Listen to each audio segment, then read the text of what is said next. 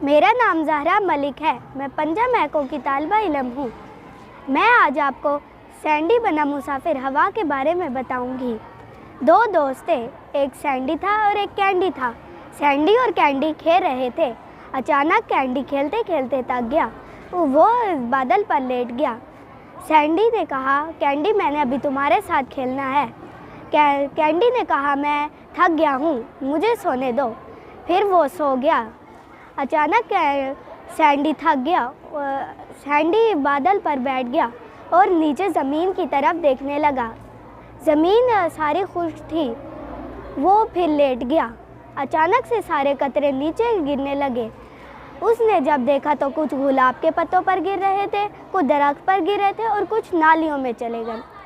तो फिर सैंडी ने आंखें बंद करके कूद लिया।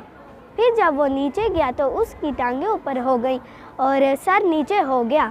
फिर जब उसने आंखें खोली तो उसका सर नीचे ज़मीन से लग गया और उसके सर में चोट लग गई।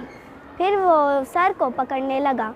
फिर अचानक से पीछे से आवाज़ आई, दोस्त आओ मेरे गले लग जाओ, मुझे तुम्हारी सख्त ज़रूरत है, एक फूल ने कहा।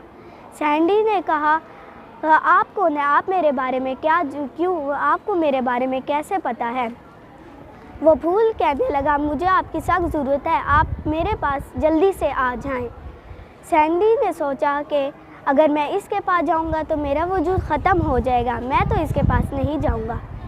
फिर वो बाद में आगे गया तो उसने सोचा कि अगर मैं उस फूल के गले लग जाऊंगा तो उसका वजूद वो नहीं मुरझाएगा, तो मुझे उसके पास चले जाना चाहिए।